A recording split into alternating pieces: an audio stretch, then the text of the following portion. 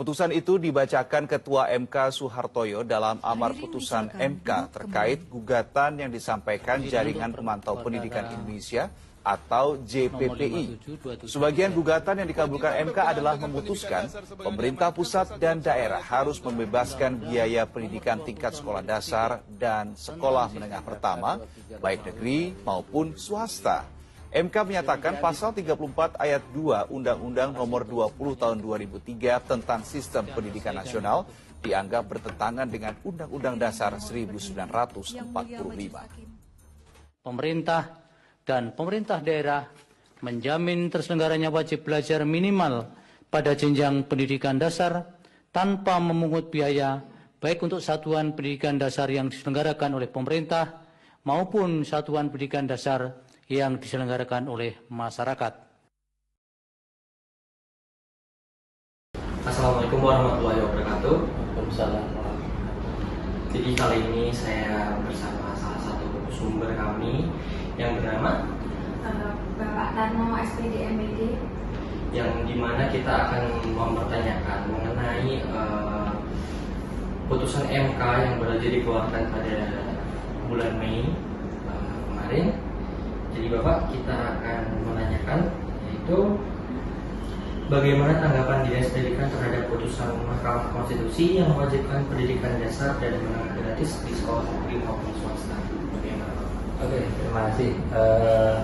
Perlu diketahui bahwa Dinas Pendidikan di daerah, termasuk kami yang di Kota Surakarta ini kan di daerah tingkat kabupaten kota. Ya. Nah, tentunya melaksanakan regulasi yang telah ditentukan oleh pusat. Nah, meskipun MK telah menetapkan bahwa pendidikan gratis untuk pendidikan sekolah dasar, kalau di Undang-Undang Dasar 45 itu kan yang pemerintah diwajibkan untuk membiayai itu kan untuk pendidikan dasar, menengah tidak masuk di dalam. Ya, di pasal 31 ya tidak salah. Nah, tentunya karena Dinas Pendidikan Kota itu hanya melaksanakan regulasi yang dikeluarkan oleh pemerintah pusat, maka kami yang ada di daerah tentunya menunggu regulasi yang telah ditetapkan nanti. Jadi baik itu dari Kementerian Pendidikan terkait dengan pelaksanaannya dan Kementerian Dalam Negeri terkait dalam pengelolaan anggaran, karena kami berada di daerah, pengelolaan anggarannya juga menganut dengan aturan yang ada di Kementerian Dalam Negeri karena mengelola APBD.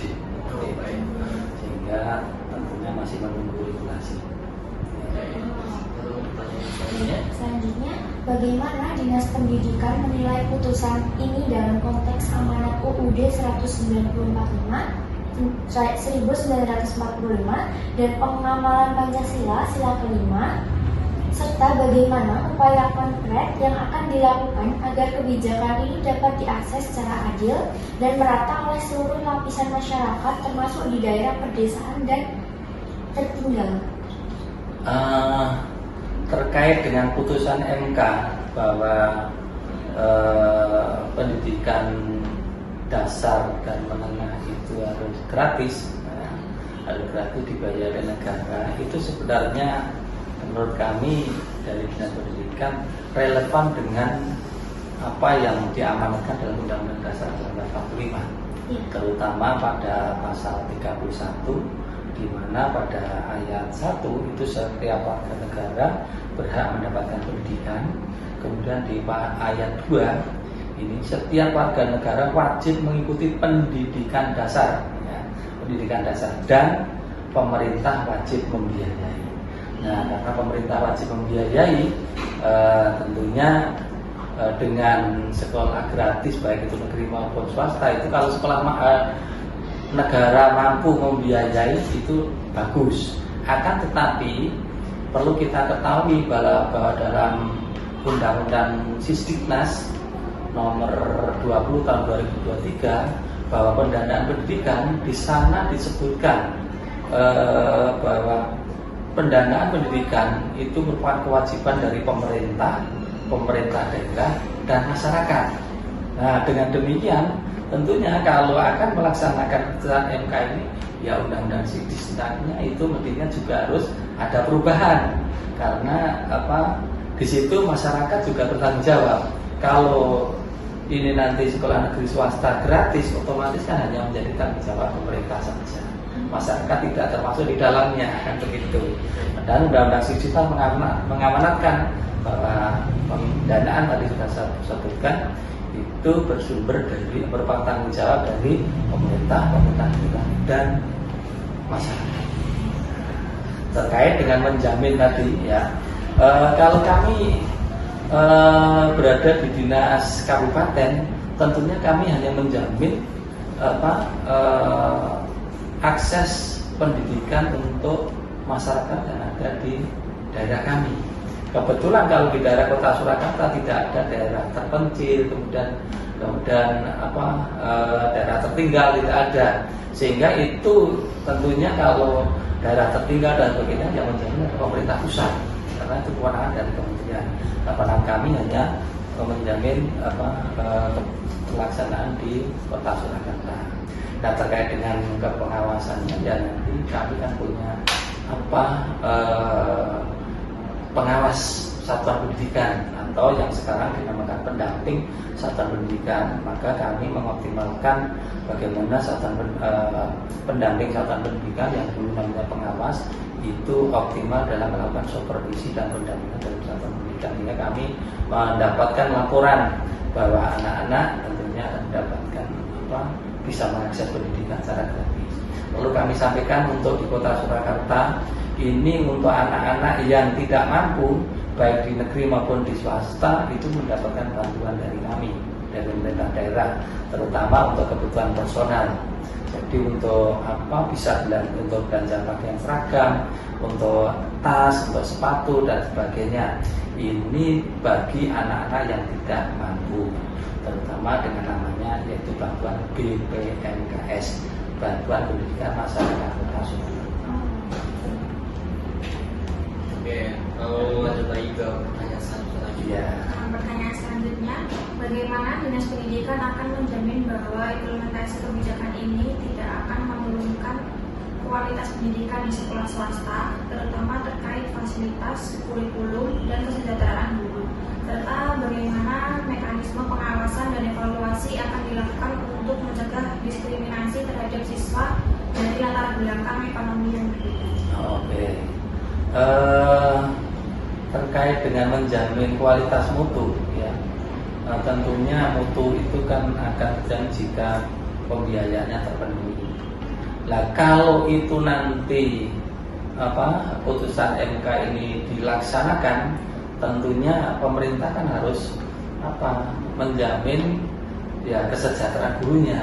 Saat ini kalau di sekolah swasta itu kan gaji utamanya, gaji pokoknya itu kan dari yayasan, bukan dari pemerintah. Sedangkan ketika nanti masyarakat atau siswa tidak membayar, otomatis gaji gurunya siapa yang nanggung gaji pokoknya. Kalau tunjangan, oke, tunjangan sertifikasi atau yang namanya TPG itu dari pemerintah ada yang namanya passing itu. Tetapi untuk gaji utama atau gaji pokoknya kan saat ini masih dari yayasan. Yayasan dapatnya uang dari masyarakat. Nah, tentunya kalau ini dilaksanakan, ya berarti masyarakat, pemerintah kan harus bertanggung jawab untuk menggaji gurunya. Kalau gratis kan berarti gurunya harus digaji oleh pemerintah. Nah, kalau nggak digaji pemerintah, siapa yang bayar kan gitu. Nah, kalau gurunya sudah digaji, kemudian kalau operasional anak kan jelas sudah dapat bos. Nah, ini insya Allah bisa berjalan. Jadi kualitas pendidikan baik itu pelaksanaan kurikulumnya insya Allah bisa berjalan dengan baik, asal ini gurunya terutama, karena saat ini pemerintah baru membiayai untuk operasional siswa dan juga untuk tunjangan gurunya saja yang namanya tunjangan sertifikasi gurunya. Tapi untuk gaji pokoknya kan belum. Nah, untuk terkait dengan evaluasi tentunya nanti bisa dilihat melalui rapor pendidikannya. Nah, apakah dengan penerapan ini rapor pendidikannya apakah turun atau naik, itu kan bisa kita lihat dari rapor pendidikan. Terkait pelaksanaannya ya itu tadi kami mengoptimalkan peran dari pendamping satuan pendidikan atau pengawas. Oke, kali ini ada pertanyaan terakhir Pak. Iya. Yaitu bagaimana sebagai Bapak, sebagai perwakilan dari Dinas Pendidikan yang kami hadapi itu menilai putusan ini dalam konteks amanat Undang-Undang 1945 dan pengamatan Pancasila kelima, khususnya butir kedua yaitu sikap adil terhadap sesama. Ya, adil itu bukan berarti harus sama. Jadi yang namanya adil itu tidak harus semua mendapatkan bagian porsi yang sama. Nah, menurut kami adil itu kan semua bisa mendapatkan akses pendidikan. Kan begitu kalau adil dalam mendapatkan akses pendidikan. Menurut kami pemerintah ini terkait dengan adil mendapatkan akses pendidikan itu sejak zaman saya sekolah itu tidak ada diskriminasi. Baik itu yang ekonominya tinggi ataupun rendah, itu nggak ada diskriminasi karena terutama di sekolah negeri kan sudah gratis. Kemudian bagi yang tidak mampu asal itu cerdas ya mendapatkan akses, mendapatkan bantuan. Sejak dulu kan ada beasiswa, kemudian sekarang menjadi namanya KIP ya, hingga kuliah malah mendapatkan uang. Saya sendiri juga lulusan dari beasiswa, kalau tidak dapat beasiswa juga nggak bisa kuliah. Nah ini bukti nyata bahwa pemerintah hadir saja dulu. Kalau saya seperti itu. Oke, baik. Terima kasih Bapak atas waktunya. Sekian dari kami. Wassalamualaikum warahmatullahi wabarakatuh. Assalamualaikum warahmatullahi wabarakatuh. Perkenalkan, nama saya Nibul Prinsa Samawan, salah satu mahasiswa dari Universitas Slamet Riyadi Surakarta, program studi Ilmu Komunikasi, Fakultas Ilmu Sosial dan Politik. Kali ini saya bersama salah satu dosen di Universitas Slamet Riyadi Surakarta, yaitu dengan Bapak Dr. Singgi Prastawa SPD MPD. Jadi kali ini Pak, saya ingin menanyakan tentang pada bulan Mei kemarin MK mengeluarkan putusan bahwa negara wajib menjamin pendidikan dasar dan menengah, yaitu selama 9 tahun secara gratis, tidak hanya di sekolah negeri tapi juga swasta. Hal ini dianggap sebagai langkah konkret dalam memenuhi amanat Undang-Undang Dasar 1945 dan Pancasila, khususnya di sila kelima ya, yang menjadi permasalahannya yaitu Pak, apakah kebijakan ini sudah merata dan dapat diterapkan secara adil di seluruh Indonesia? Dan menurut Bapak sendiri sebagai ini, bagaimana implementasinya di sekolah swasta yang biaya operasionalnya tinggi? Oh iya, terima kasih waktunya. Assalamualaikum warahmatullahi wabarakatuh. Selamat siang dan salam sejahtera kita semua. Izinkan saya untuk menjawab ya untuk pertanyaan pertama, apakah pemerataan terjadi untuk seluruh Indonesia ya? Iya. Program pendidikan gratis termasuk yang terbaru ada dari MK itu sudah terkait dengan pendidikan gratis yang merangkak ke SD SMP tapi yang swasta ya. Iya, SD SMP. Saya mesti menjawab untuk pemerataan. Kalau untuk sekitar Jawa mungkin sudah mulai dalam arti sudah ini ya, sudah mulai ke sana.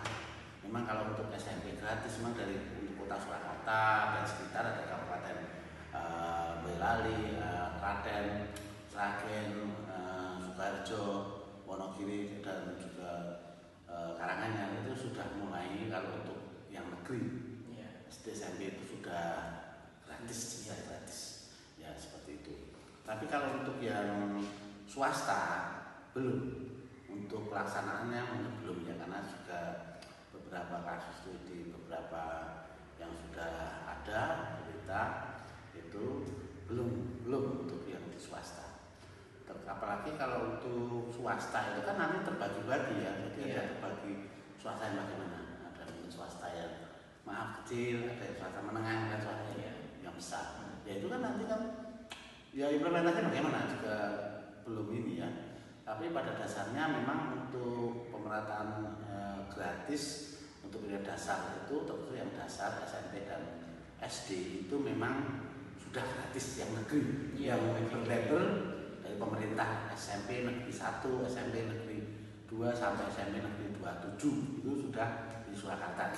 Juga SD sekalipun juga sudah gratis ya untuk yang negeri. Tapi yang swasta sampai hari ini implementasinya belum. Mungkin setelah ada keputusan MK kemarin, mungkin nanti bisa dilaksanakan. Ya belum tahu sih, tapi kemungkinan bisa dilaksanakan untuk ajaran ke depan per Juni 2025. Ya mungkin seperti itu. Lalu menurut Bapak sendiri sebagai salah satu masyarakat ya, Bapak sendiri merasakan ya ada dampaknya gitu secara nyata? Dampak itu bagi masyarakat, masyarakat lingkungan ini ya, masyarakat sekolah atau masyarakat umum. Kalau masyarakat sekolah ya mungkin ada juga masyarakat umum pasti terbantukan karena yang namanya gratis itu pada dasarnya paling disukai ya. Iya. Walaupun kadang-kadang gratis itu juga bersifat memanjakan juga. Iya. Karena sebagai orang tua itu juga perlu punya tanggung jawab. Karena tidak serta merta harus gratis dompleng pemerintah ya istilahnya ikut saja, ikut aturan yang ada dalam arti menguntungkan. Tapi kan sebagai orang tua dia harus punya tanggung jawab juga. Iya. Nah, mungkin ada apa istilahnya paguyuban atau komite itu kan mungkin ada ya. Itu juga kadang-kadang juga saya dengar banyak juga yang minta gratis. Kalau gratis sebagai orang tua apa sih tanggung jawabnya? Dia harus juga tanggung jawab juga. Walaupun pemerintah memberi kesempatan untuk mendapatkan pendidikan yang sudah ke arah situ. Begitu. Jadi kalau untuk masyarakat umum terbantukan sekali. Masyarakat sekolah itu juga terbantukan karena sudah ada support dari sistem yang ada di situ. Namun ada beberapa hal yang kadang-kadang juga supportnya itu tidak kurang lah. Tapi memang kalau untuk sekolah negeri nggak masalah lah karena sudah diatur oleh undang-undang bahwa pegawai negeri dengan gaji yang sekian dengan tugas sekian juga bisa terbantukan. Kalau yang negeri, kalau yang bersatu ASN atau P3K. Tapi kalau yang 100 cuma honor ya mungkin tidak tahu, kurang tahu ya. Tapi kalau siswa negeri kadang-kadang sudah ada aturan juga itu sudah tersupport ya minimal UMR jadi minimal juga bisa tersupport. Tapi nggak tahu kalau memang betul-betul cuma mengandalkan dana bos atau apa itu kan berat juga yang swasta ini yang masyarakat sekolah yang swasta terutama guru honor gitu atau karyawan honorer atau bahkan sebagai ini ya atau mungkin seperti tukang dan sebagainya pelayan melayani di kantin dan sebagainya. Lalu menurut Bapak sendiri, Bapak merasa nggak pemerintah sudah adil dalam memperhatikan hak pendidikan di daerah terpencil atau mohon maaf atau ini? Kalau untuk di Jawa di keseluruhan sementara ini ya sudah menjangkau ke sana, sudah berusaha menjangkau ke sana. Tapi implementasinya memang tidak ada daerah istilahnya sangat tertinggal, sangat terpencil itu juga perlu transportasi, perlu akomodasi yang kuat ya untuk melaksanakan itu juga supportnya juga memang ya berat juga ya kondisi alamnya, kondisi untuk perjalanan ke sana itu juga kadang-kadang juga tidak bisa menyalahkan pemerintah juga karena sulit ya untuk jangkauannya sulit. Baru ini sudah berusaha dari pemerintah pusat sudah berusaha untuk menekel proses-proses supaya bisa perjalanannya lancar, jadi bisa sistem ini bisa berjalan lancar itu. Jadi untuk warga memang agak kendalanya itu, tapi sudah ada banyak pemain. Kalau untuk di Jawa ya saya kira sudah. Jadi menurut Bapak untuk pemerataan saat ini hanya bisa dilakukan di Jawa aja atau? Ya kalau pemerataan memang ya mungkin di Jawa pun seperti ini misalnya ada sistem zonasi. Sistem zonasi itu kadang-kadang juga ini. Masa sekarang domisili namanya. Domisili itu sistem zonasi itu harus yang dekat situ. Lah kalau di SD kan berdasarkan usia 7 tahun ke bawah itu ya nanti peringkatnya bawah. Dalam arti sulit kalau peringkatnya usianya 7 tahun ke atas nanti banyak diterima. Kan ada 4 pilihan ya. Di SD itu ada dari TK ke SD ya. SD 1, SD 2, SD 3, SD 4 pilihan. ketika itu kan nanti berdasarkan domisilinya itu. Nanti setelah itu juga pertimbangannya usia altruistik. Nah dari situ memang nanti kasihan yang usianya muda, punya bakat, dalam arti sudah siap untuk SD, tapi akhirnya memilih yang swasta. Dan swasta nanti kalau nanti swasta tersupport, kalau belum tersupport kan juga berat juga. Bukan berarti swasta tidak siap, enggak. Kadang-kadang tempatnya jauh dari domisili, misalnya dekat kampus ini, kalau mencari sekolah swasta kan juga lumayan ini ya. Jadi seperti itu juga. Ada banyak ya, mungkin dasarnya itu mungkin ada beban sedikit juga ya. Terkhusus untuk SD, setahu saya SD ya. Itu di situ karena kemarin juga sempat tanya-tanya di dinas itu karena saya juga sering ke dinas ke ini juga. Baik Pak, terima kasih atas pendapatnya. Mungkin cukup sekian itu aja dari saya dan Bapak Singgi. Sekian, wassalamualaikum warahmatullahi wabarakatuh. Baik, selamat pagi. Saya Azura Renara Pratina Putri bersama narasumber saya, Ibu Siti Sarah, yang merupakan orang tua yang pernah membiayai anaknya bersekolah. Apa pendapat Ibu tentang putusan MK yang mewajibkan pendidikan dasar dan menengah secara gratis baik di sekolah negeri maupun sekolah swasta? Baik, terima kasih. Saya akan mencoba menjawab semampu saya ya, Bu ya. Berdasarkan pengalaman saya pribadi, saya menyambut baik. Nah, kamu kepingin apa? Ya udah. Ya. Juga waktu lo mau ke notaris lo. Oh iya. Loh. Lah ya guys. Makam. Baik, selamat pagi. Saya Azura Renara Pratina Putri bersama dengan narasumber saya, Ibu Siti Sarah, yang merupakan orang tua yang pernah membiayai anaknya bersekolah. Baik, apa pendapat Ibu tentang putusan MK yang mewajibkan pendidikan dasar dan menengah secara gratis, baik di sekolah negeri maupun sekolah swasta? Baik, terima kasih ya, Dek. Saya berusaha menjawab semampu saya berdasarkan pengalaman pribadi saya. Saya menyambut baik dengan putusan tersebut karena sangat membantu sekali, menekan biaya juga. Yang penting bisa tepat sasaran dan bisa dijadikan evaluasi juga buat dinas terkait agar bisa mengalokasikannya dengan tepat. Jadi memang orang tua terbantu, dan begitupun dengan anak yang mendapatkan fasilitas itu bisa benar-benar mampu belajar dengan lebih baik biar hasilnya juga memuaskan. Kemudian sebelum adanya putusan ini, gimana pengalaman Ibu dalam membiayai pendidikan anak di sekolah swasta atau negeri? Ibunya anaknya sekolahnya di swasta atau negeri? Di swasta sendiri. Ya setelah ada program tersebut, sebelumnya ya sebelum ada program itu memang benar-benar mengalokasikannya sangat hati-hati sekali karena harus bisa balance antara biaya pendidikan, kebutuhan sehari-hari. Itu memang iya hati-hati sekali, tapi dengan adanya biaya pendidikan gratis itu sangat membantu lah. Jadi yang biasanya kami itu, saya pribadi sebagai ibu benar-benar hati-hati mengeluarkan biaya ini untuk sehari-hari, ini untuk SPP dan sebagainya. Sekarang ya setidaknya kebutuhan bisa dihandle ya, seperti itu. Ya mungkin itu aja, terima kasih atas waktunya yang sudah mau saya wawancarai. Selamat pagi semuanya, bye. Assalamualaikum warahmatullahi wabarakatuh. Perkenalkan, saya Kalistia Zahra. Di sini saya dengan rekan-rekan saya, yaitu Saya Wahyu Nur Pratama. saya Diananda. Podcast kali ini kita akan membahas mengenai putusan MK yang mewajibkan negara menjamin pendidikan sekolah dasar dan menengah gratis selama 9 tahun, termasuk di sekolah swasta. Kali ini kita akan menganalisis dari segi komunikasi dan akan mengaitkan dengan nilai Pancasila sila kelima butir kedua, yaitu mengembangkan sikap adil terhadap sesama. Menurut Wawa, apa makna putusan dari perspektif komunikasi?